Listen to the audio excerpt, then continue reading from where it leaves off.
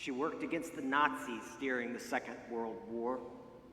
Corrie ten Boom would hide Jewish people in her home.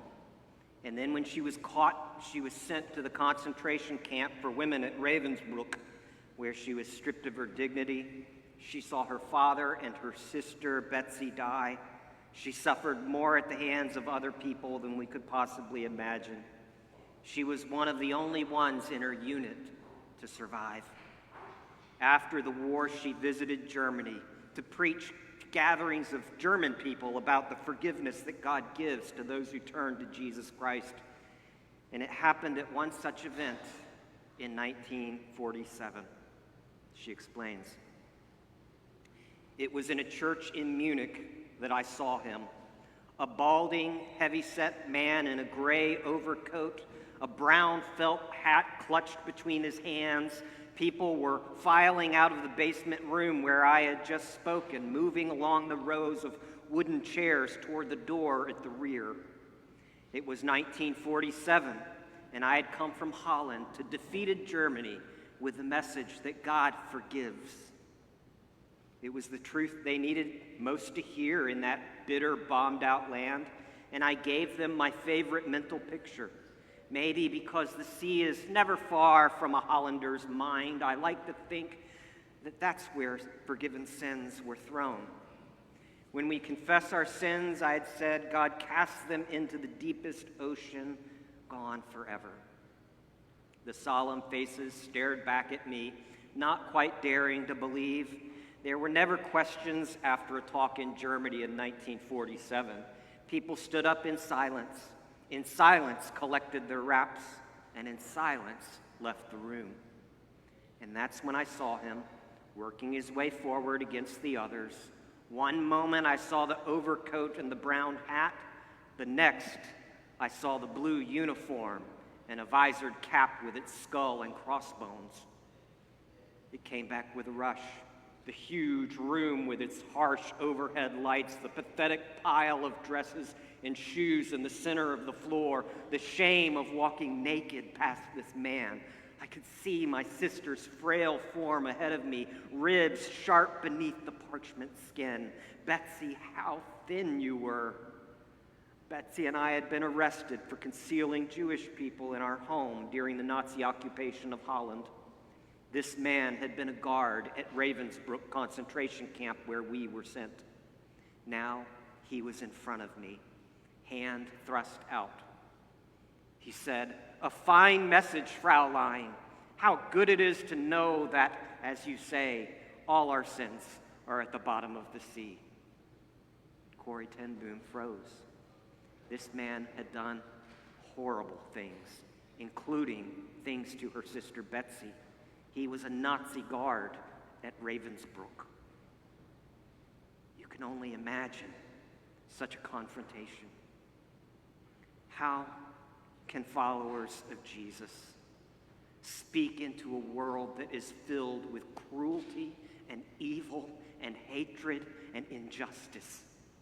How can we change a world in the face of evil? How can we break a cycle that is as old as human history? We're working our way through a letter very much about suffering to a church that was suffering from an apostle who was suffering. It's the first letter from Peter. Chapter 3, we begin in verse 1. "Wives, in the same way be submissive to your husbands, so that if any of them do not believe the word, they may be won over without words by the behavior of their wives when they see the purity and reverence of your lives. Your beauty should not come from outward adornment such as braided hair and the wearing of gold jewelry and fine clothes. Instead, it should be that of your inner self, the unfading beauty of a gentle and peaceable spirit, which is of great worth in God's sight.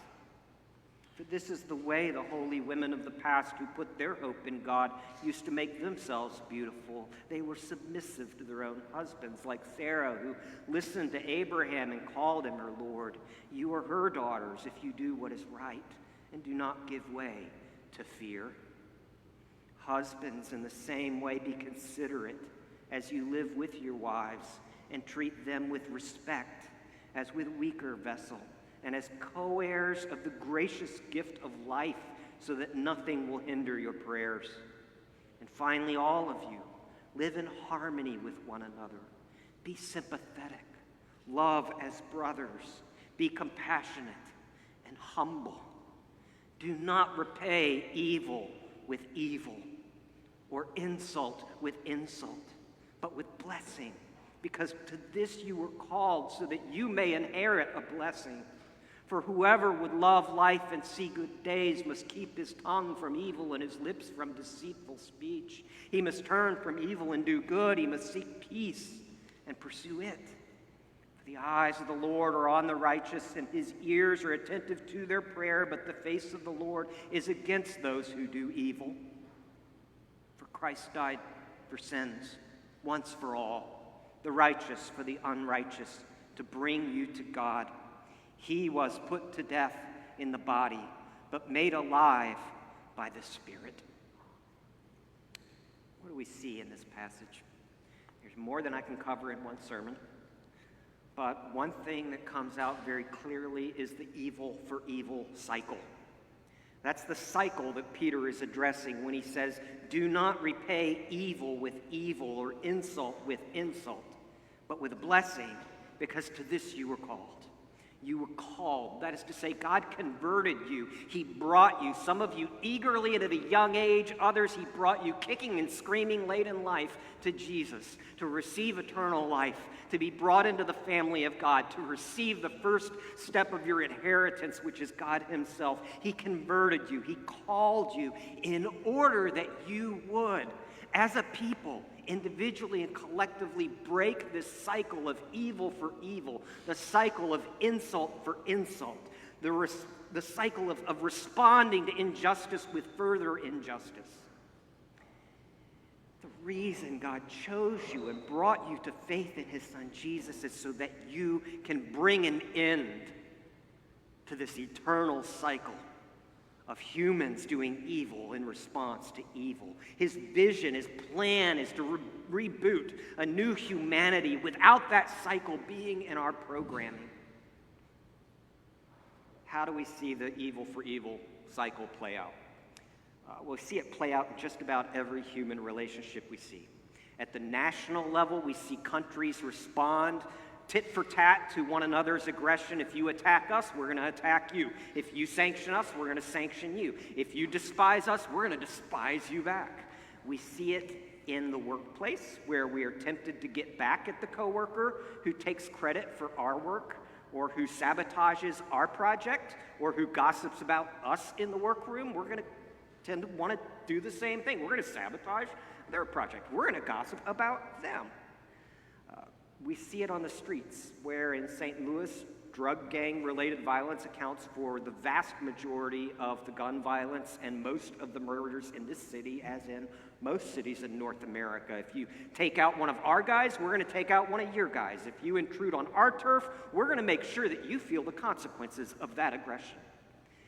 We see this cycle of evil for evil play out in marriages, where an insult is responded to with a counter-insult, or with some other consequence to get back at each other. I remember one friend of mine decades ago, they were newlyweds, and it's such a newlywed thing, but he had found a vacuum on sale, and they didn't own a vacuum, so he bought an upright vacuum. And he got it home, and she was not pleased with the vacuum and thought he wasted money on the vacuum. And so to get back at her for making him feel small and stupid and foolish, he spent the next 2 hours very slowly vacuuming over and over again the entire first floor while she had to listen to it, just to make sure that the vacuum could not be returned. It's the evil for evil cycle. It's silly, you know. Although having a spouse that does chores when angry, I mean, I'm so mad at you, I'm going to fold all the laundry. Yeah, just could you imagine? But you know, the counterattack can come in 100 different forms. For some, though, it may be the angry outburst. For others, the silent treatment. For others, the punitive isolation. It may be laughing in their face, or using an icy stare, or a roll of the eyeball, or a verbal put down. when they make you late again, when their side of the bedroom looks like a hoarder lives there, when they don't follow through on their commitments or chores, when they say something that makes you feel hurt or disrespected or taken for granted. Your temptation at that point, all of our temptation, is not to offer a blessing. The default human cycle is to respond with evil for evil and insult for insult. It's as old as human history. We see it in all of our relationships. What more also may be going on, whatever more may be going on, the evil for evil cycle plays out in all sorts of human relationships. So what drives it? What drives the evil for evil cycle? It's impossible to give a nuanced answer in a single subpoint of one main point of one sermon. But I think we can safely say that a major driver behind the evil for evil cycle is our desire to set the record straight, our desire to defend ourselves. We want to make sure that the full facts are understood. We don't want to let a false or unfair word be the last word, the final word. We want to defend ourselves. That is to say, our instinct is to justify ourselves. I'm not the kind of person that you said I was. I do deserve to have a clean bedroom without trash all over the floor. I work hard and I deserve to have a spouse who gives a rip, Or when someone has been talking about you behind your back, our desire is to defend ourselves, to justify ourselves, which may lead us to call into question the sincerity of the person doing the talking, to question their sincerity, their integrity, their intelligence, their character. And we think we're just defending ourselves from injustice, but in fact, at that point, we're engaging in the very evil for evil cycle that Scripture is here telling us that we have to break. See, hurt people hurt people. I'll say that again. Hurt people hurt people. And the more you've been hurt, the more likely you are to hurt others in response to that. It's the human cycle. It's evil for evil. We see it here. When you've been mistreated, you don't want that to happen again. You want to push back. You want to defend yourself.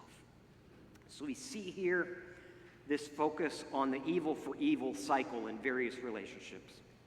And we see here a call to break that evil for evil cycle. How do we do that? Peter here stresses prioritizing others and their needs instead of justifying ourselves.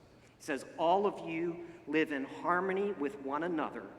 Be sympathetic, love as brothers, be compassionate and humble.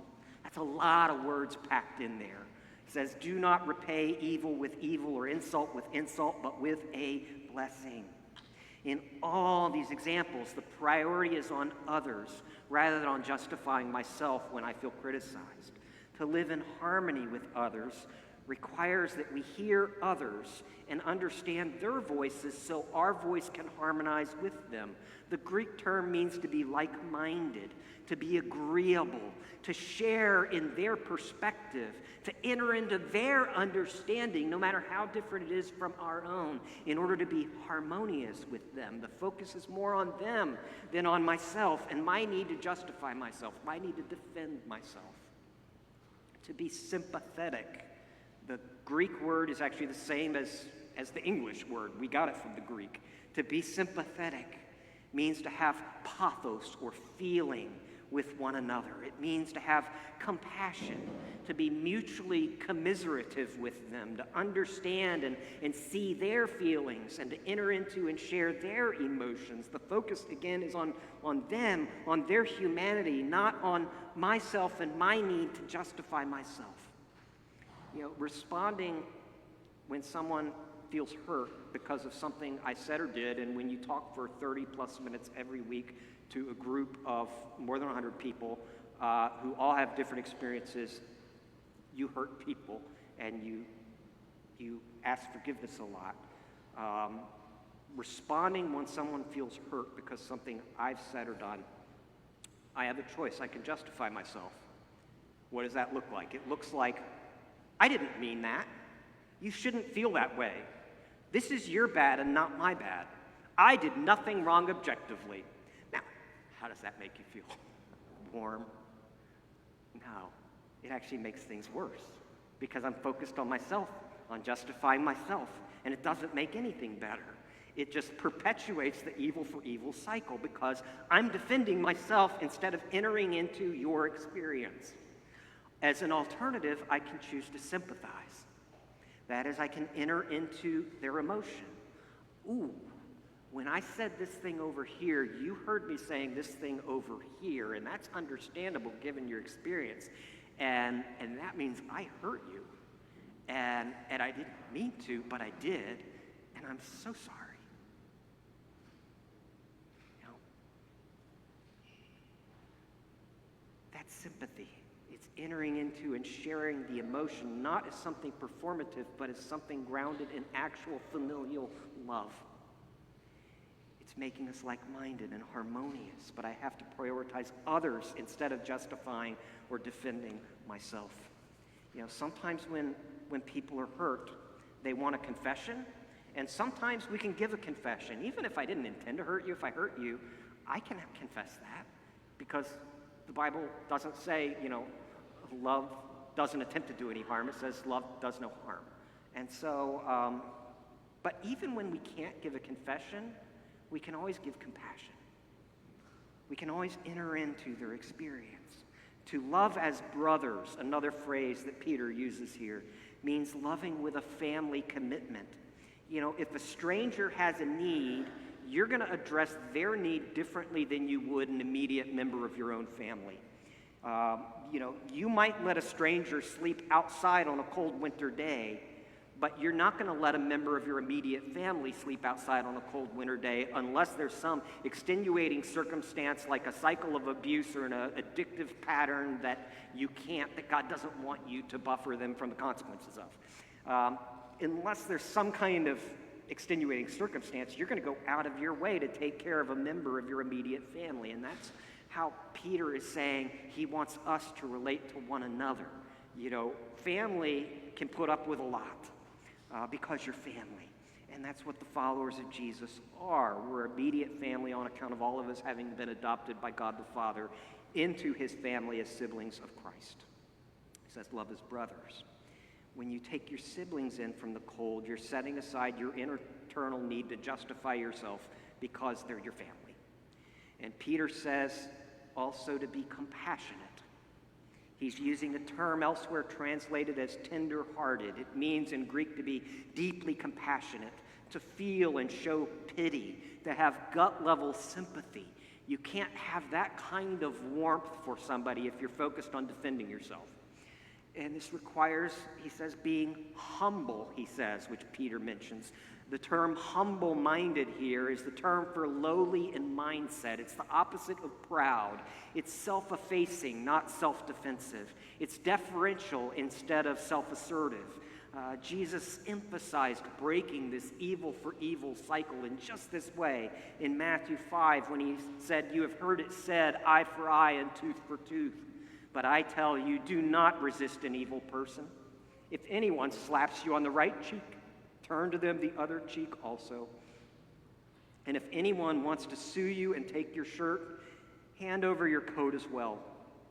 Give to the one who asks you, and do not turn away from the one who wants to borrow from you." That's breaking the evil for evil cycle. Peter says, do not repay evil for evil or insult with insult, but with blessing. In other words, he's saying, I want you to break this cycle by prioritizing the other person and their feelings. I mean, I can't tell you how many of these are emotive words. You can say, Greg, the Bible deals with actions, not feelings. No, it deals with both. Tender-hearted, gentle, entering into their experience, showing empathy for one another. You know, the language is profoundly transformative here, prioritizing others instead of ourselves. And Peter illustrates this in the marriage relationship. Again and again, he charges both spouses in a marriage to prioritize the other instead of justifying ourselves in order to end this evil for evil cycle. To wives, he says, be submissive to your husbands so that if they don't believe the word, they might be won over without words by your behavior when they see the purity and the reverence of your lives. You know, marriages in antiquity, whether Jewish or Roman, were highly hierarchical. Husbands demanded loyalty Nobody was a servant leader. That was absurd. Nobody had ever heard of such a thing. Utter foolishness to a Roman or a Jew or to a Greek. To be a husband was to be the boss, the order giver, the person in control. And you can imagine any spouse wanting to push against that. I mean, our human instinct is to defend ourselves, to push back, to defy when people tell us what to do. But here, Peter was counseling first century wives to respond instead with deference and respect, to win over their husbands to Christ by responding with reverence toward God and purity of heart. It's so counterintuitive to the way the world worked then and now. Peter says to prioritize your spouse instead of justifying yourself. And Peter also zeroes in on the power that women in antiquity and to some degree today can gain through physical beauty and displays of wealth. Think about how little leverage a woman in pagan Rome had. She had so little leverage in life. It was such a patriarchal environment. As a woman, you could not physically overpower many men. This was a time in which the vast majority of the population did physical labor, and men can develop a whole lot more muscle mass and physical strength and power. And so if you couldn't physically overpower very many men, and yet at the same time, women had very few political rights. They had very few legal rights. They could be taken advantage of. They could be pushed around, and they were. Think of what little leverage a woman could have in antiquity. Then as now, a woman could use her physical beauty, her desirability as leverage. If she had financial means, she could put her wealth on display as well as a way of opening some doors and closing others that need to be closed. Wealth and beauty have long been viewed as ways that a woman can justify herself and validate her existence, as leverage she can use to navigate the difficulties and complexities and injustices of life.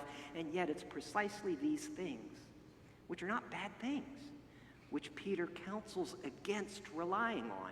He speaks to first century wives and says, your beauty shouldn't come from your outward adornment, such as braided hair and wearing of gold jewelry and fine clothes, and these are all perfectly valid things. He says, instead, it should be that of your inner self, the unfading beauty of a gentle and peaceable spirit, which is of great worth in God's sight.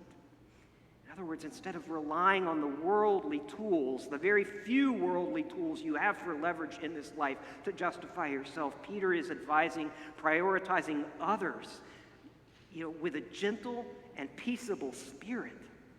A gentle and peaceable spirit, you should not think, if you're thinking it, that these are feminine qualities.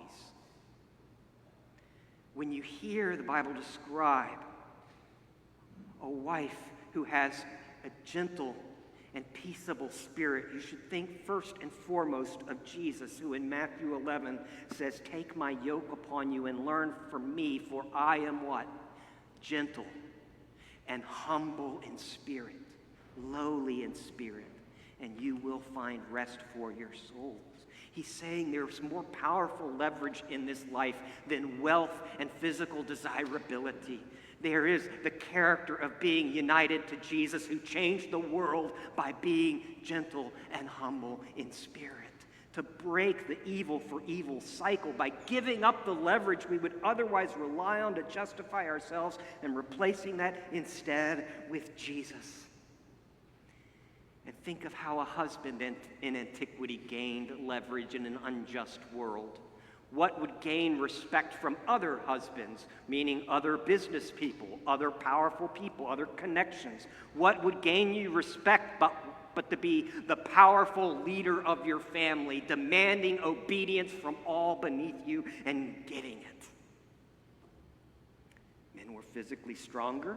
They could use that physical strength to bend their family members to their will. Many men in antiquity physically abused their wives and their children and their servants. Men would protect their physical power. They would project their physical power to justify themselves. They could insist on their demands and insist on obedience and respect. And these are precisely the tools that Peter then counsels first century husbands to set down and never, ever pick up again. Husbands, In the same way, be considerate as you live with your wives, and treat them with respect, as with a weaker vessel, don't worry, we'll get to that, and as co-heirs of the gracious gift of life, so that nothing will hinder your prayers. Instead of demanding respect from your wives, he says, I want you to give respect to your wives. Instead of using your physical strength to enforce compliance, he says, I want you to handle your spouse as you would handle a weaker vessel. And I know for some of you that makes your skin crawl because you've heard how that phrase has been misused to demean women, but Peter is using it in the exact opposite way. A weaker vessel was typically a finer object, more valuable, more delicate, because it is of a higher quality. A poor man might drink out of a wooden bowl, but a wealthy person would drink out of hand-blown glass. You know, it's the difference between how I would handle, well, should you ever get me into a bowling alley, which will require physical force, you will watch me how I handle a bowling ball. I will pick it up, and I will lunge it, and it will absolutely smash down and be a gutter ball. It's just a question of which aisle's gutter it's going to go down. However, if should my condo ever get back in order and rebuilt and I get my furniture back, should you notice the very display in my dining room of 1955 Trans World Airlines first class transcontinental dinner service, and you pick up the little porcelain Rosenthal made in Germany porcelain cup that in first class, you know, a Trans World Airlines flights across the Atlantic in 1955 you would be using. You would notice as you hold that up to the light bulb that it is translucent because it is so thin and so fine you can see through it. And when you handle that, or you watch me handle it, you're going to watch how I handle it. I'm going to handle it very, very delicately, very gently, because it's valuable. And it is a weaker vessel because it is more valuable. I'm going to handle it very differently than that awful bowling ball. Again, most people in the first century did manual labor. Men had a lot of muscle mass. They were used to using that muscle mass to enforce compliance, and Peter is using this analogy to prohibit just that kind of abuse.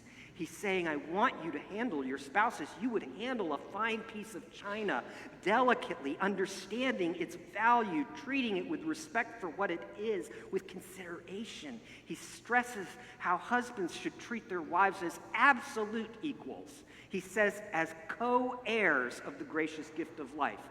An heir is different than, an heir, to be the heir in a family in antiquity, whether Jewish or Roman, the sons were heirs, the daughters were not. You married those off. And among the heirs, the main heir, there were all of them inherited, but the heir was the firstborn son, the oldest son. And he is saying that your wife is not just not the daughter to be married off, but in the inheritance pool, she is the co-heir with you. She is also the firstborn son. She is not beneath you. She is not she is not less than you, let me say it that way. She is not a subsidiary heir or a subordinate heir.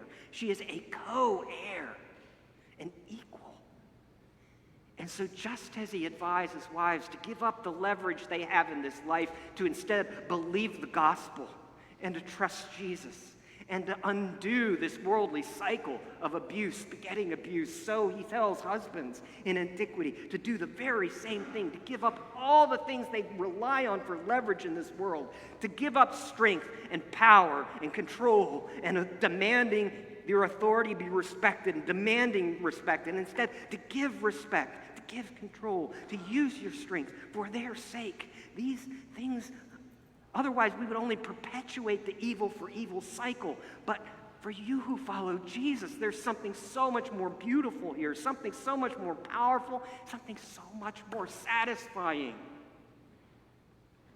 We see here a call to break the evil for evil cycle by prioritizing others, not demanding respect, but giving it, instead of justifying ourselves.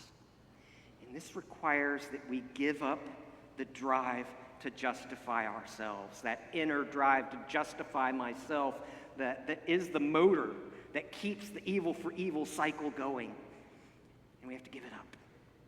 And nowhere have we seen the power of giving up the need to justify ourselves more clearly than I think in the U.S. civil rights movement of the 1950s and 60s. You know, it was a movement whose leaders were accused of being communists, and yet they didn't fight back. People were attacked with fire hoses and bully clubs. They did not fight back.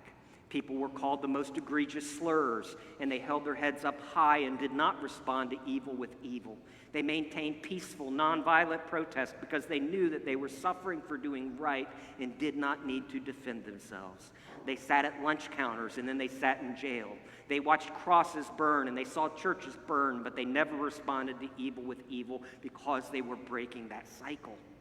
But they had to be okay being lied about, being attacked, being wrongly accused, being misunderstood, being insulted, without listening to that internal need to defend myself, to justify myself. So how can we do that? It's possible because we see one who did that for us. It's possible because we see Jesus as the one who broke the evil for evil cycle. Look at verse 18. For Christ died for sins once for all, the righteous for the unrighteous, to bring you to God. He was put to death in the body and made alive by the Spirit. Peter draws this whole section of his letter to a close by pointing us outside ourselves to Jesus, who makes it all possible. Jesus who justifies us so that we can quit justifying ourselves. Jesus who vindicates us so we don't have to defend ourselves, but can instead focus on caring for others. His death actually brings you to God. With humanity in eternal conflict with God, the cross of Christ means being reconciled to God because Jesus died to pay for your sin, and he clothes you with his righteousness. 2 Corinthians 5, Paul writes, God made him who had no sin to be sin for us, so that in him we might become the righteousness of God. All of Christ's righteousness credited to us, validating you deeply because you believe in him, and all of your sin credited to Jesus, who takes it to the cross and has paid for it fully, finally, and forever. And with God there is no double jeopardy. It is paid in full. Christ died for sins once for all, the righteous for the unrighteous, to bring you to God. He justifies us so we can stop justifying ourselves, to be vindicated by God himself enables us to be wronged by others and to break the evil for evil cycle and instead respond with a blessing in our marriages, in our workplaces, in our churches, in our friendships, in our online discussions, to break the cycle. It's why he called us. And in Jesus, we see the cost of our justification. For Christ died for sins once for all, the righteous for the unrighteous, to bring you to God. Notice how Peter stresses that Jesus suffered and died as a righteous man. He suffered unjustly.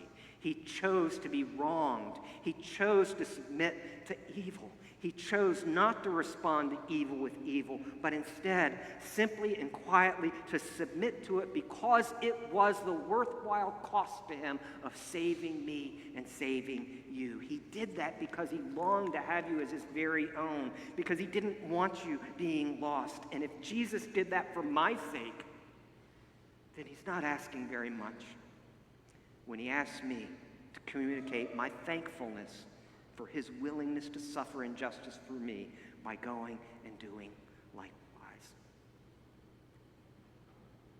Corrie ten Boom writes, Betsy and I had been arrested for concealing Jewish people in our home during the Nazi occupation of Holland.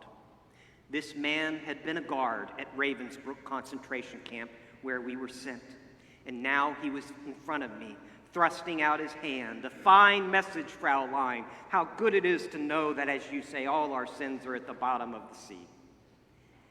And I, who had spoken so glibly of forgiveness, fumbled in my pocketbook rather than take his hand. He would not remember me, of course. How could he remember one prisoner among those thousands of women? But I remembered him and the leather crop swinging from his belt. It was the first time since my release that I had been face to face with one of my captors, and my blood seemed to freeze. He said, "You mentioned Ravensbrück in your talk. I was a guard in there." No, he did not remember me. He continued, "But since that time I have become a Christian. I know that God has forgiven me of the cruel things I did there, but I would like to hear it from your lips as well, Fraulein." Again, his hand came out. "Will you forgive me?" And I stood there, I whose sin had every day to be forgiven and could not. Betsy had died in that place.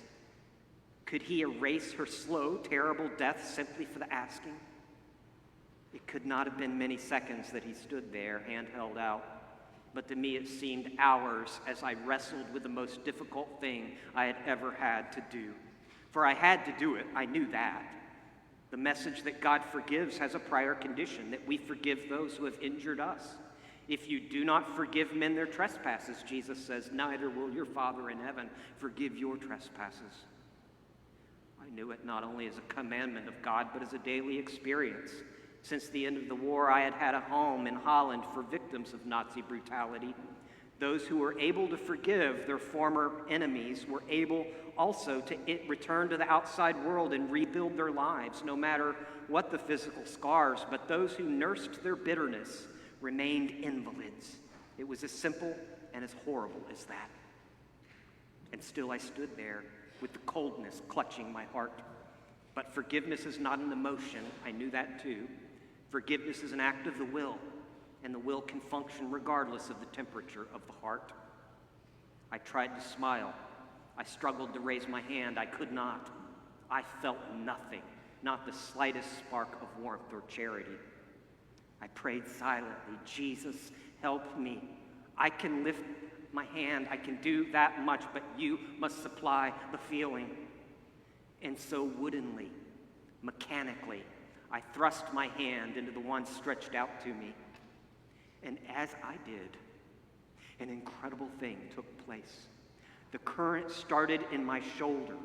It raced down my arm. It sprang into our joined hands, and then this healing warmth seemed to flood my whole being, bringing tears to my eyes, and into my heart sprang a love for this stranger that almost overwhelmed me. I cried out, "I forgive you, brother, with all my heart." For a long moment, we grasped each other's hands, the former guard and the former prisoner. I had never known God's love so intensely as I did in that moment. And so I discovered that it is not on our forgiveness any more than on our goodness that the world's healing hinges, but on God's. When He tells us to love our enemies, He gives, along with the command, He gives the love itself.